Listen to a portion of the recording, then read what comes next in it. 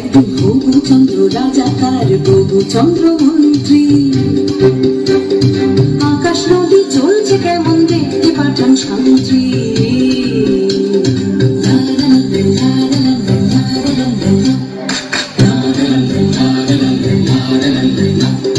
ধরে আনতে বললে সে তো বসে বেঁধে আনে, কাজে যাহাবার হলো বলছি গানে গানে।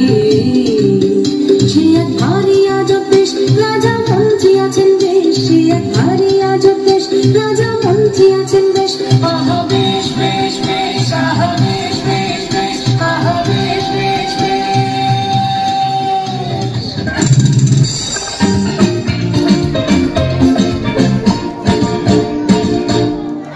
শুনুন শুনুন সুধীজন, শুনুন দিয়া মন, বিচিত্র কাহিনী বলিব এখন।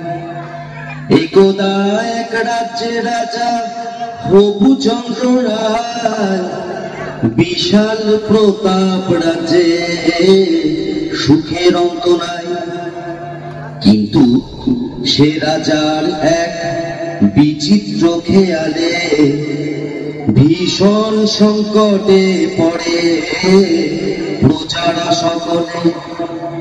কিভাবে হইল সে সংকট মোচন, সে কাহিনী শুনুন সবে করিব বর্ণন।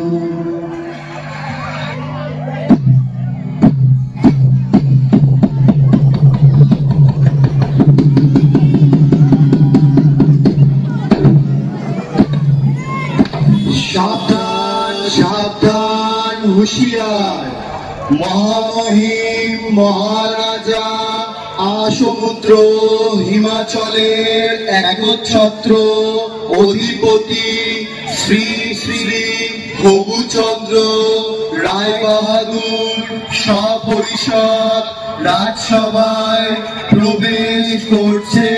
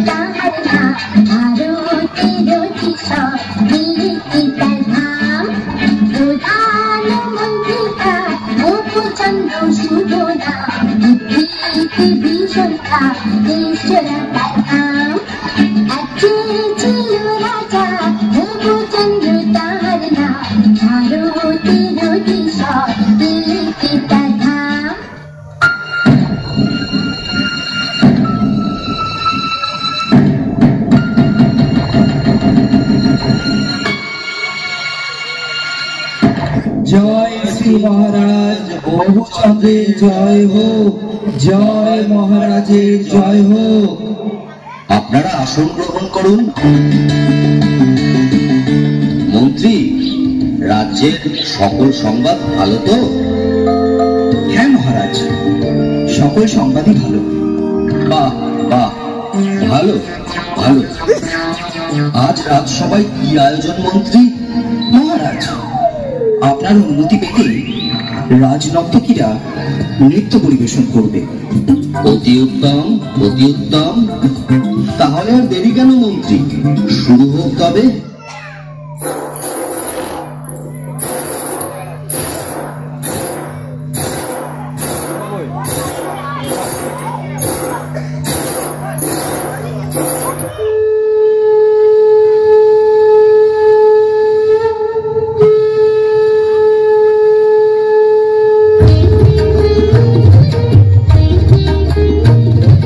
শোভা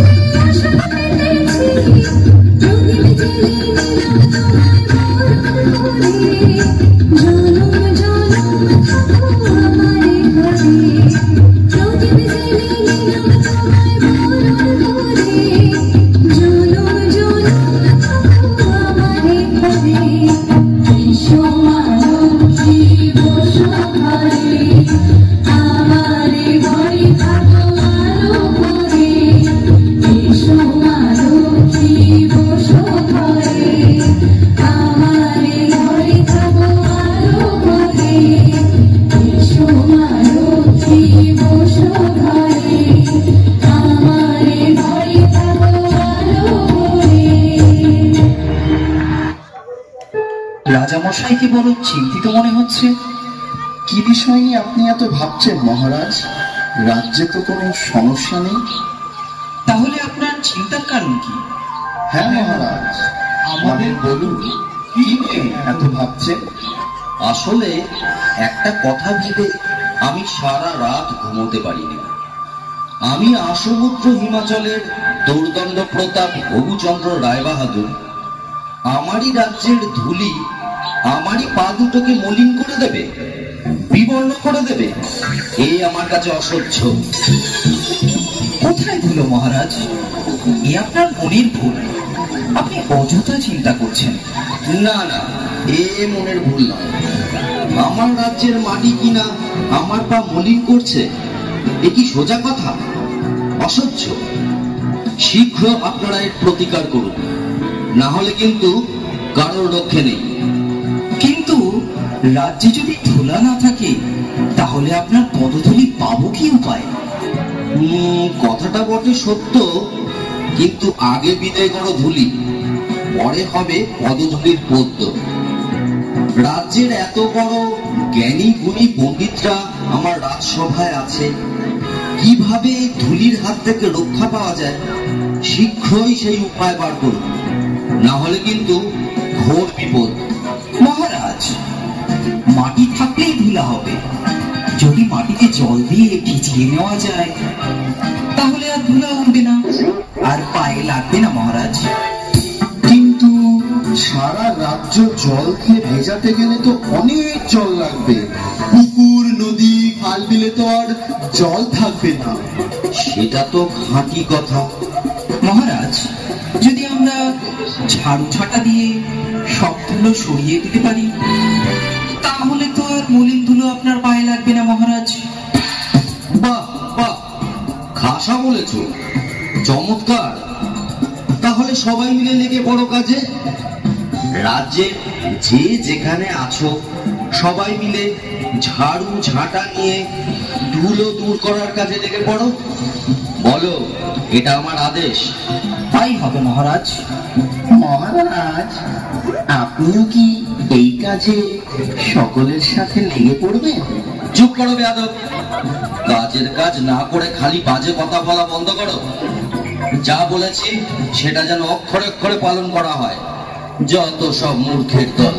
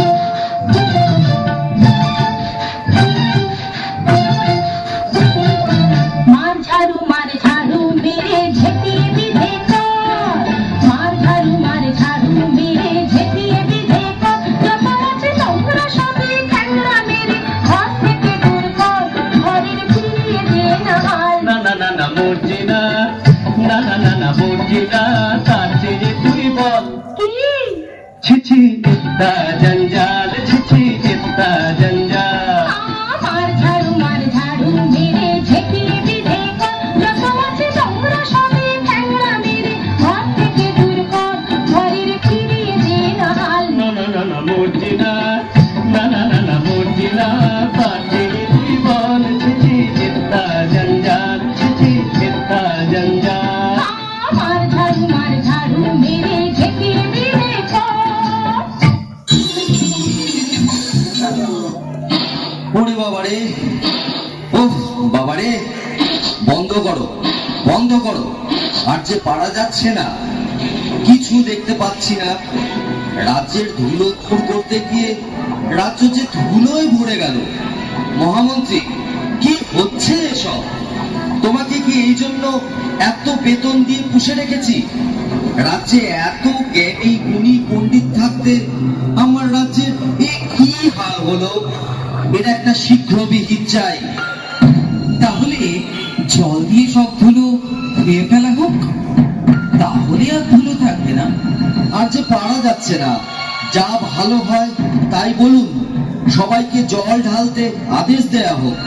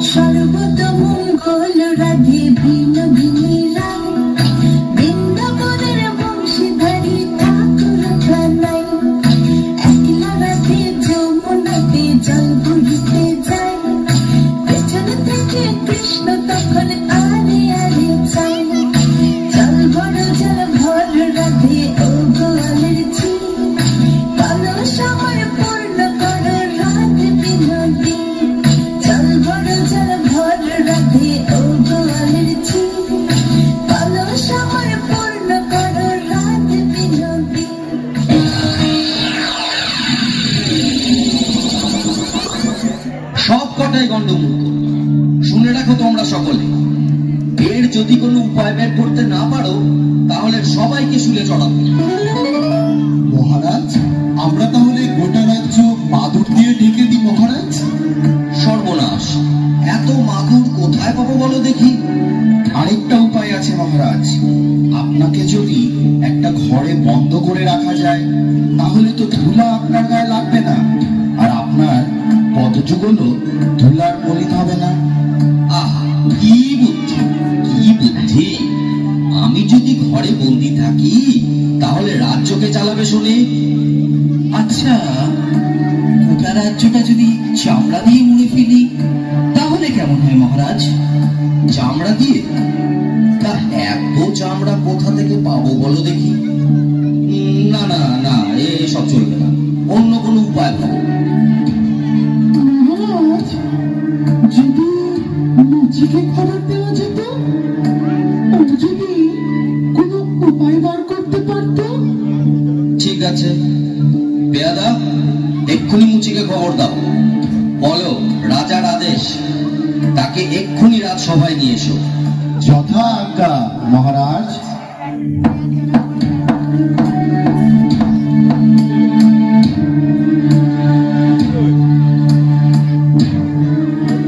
কিন্তু মহারাজ, একজন সামান্য মুচিকে দিয়ে কি এই মহা সমস্যার সমাধান হবে?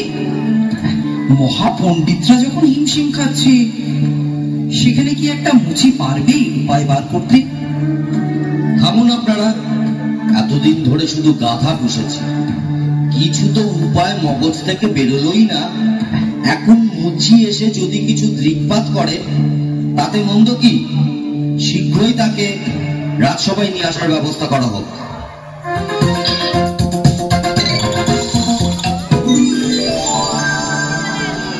বলুন মহারাজ, কি জন্য আমারে তলব করেছেন? আমি কি কিছু অন্যায় করেছি? না না, সেসব কোনো ব্যাপার। ধুলো দূর করার জন্য তো অনেক ব্যবস্থাই নেওয়া হলো, অবশেষে মহামান্য বিদ্যান মশাই পরামর্শ দিলেন গোটা রাজ্য চামড়া দিয়ে ঢেকে ফেলা। তোমার কি মনে হয়? এই ব্যাপার মহারাজ, এই তো সহজ উপায়, এর জন্য এত কিছু করণের দরকার নাই মহারাজ। বটে, তবে শুনি সে কি উপায়? আপনি যদি আপনার চরণ দুইখান চামড়া দিয়ে ঢাইকা ফেলেন তাহলে তো রাজ্য ঢাকার দরকারই পড়ে না মহারাজ। এত কি হবে সিধে? চুপ করো, যত বড় মুখ নয় তত বড় কথা, তোমায় ফুলে চড়ানো হবে। এ মুচির ষড়যন্ত্র।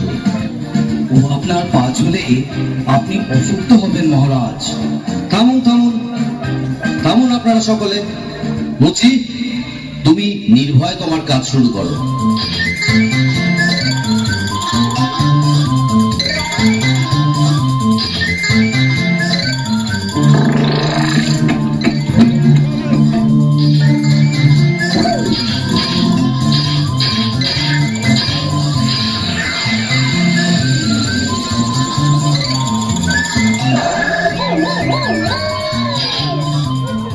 এবার দেখুন মহারাজ। বাহ বাহ, এ তো চমৎকার দেখতে। একটু শুইলে দেখুন মহারাজ।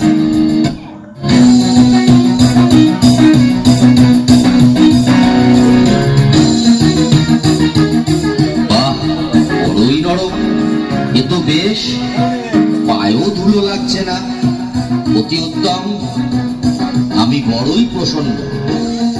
এই নাও তোমার পুরস্কার।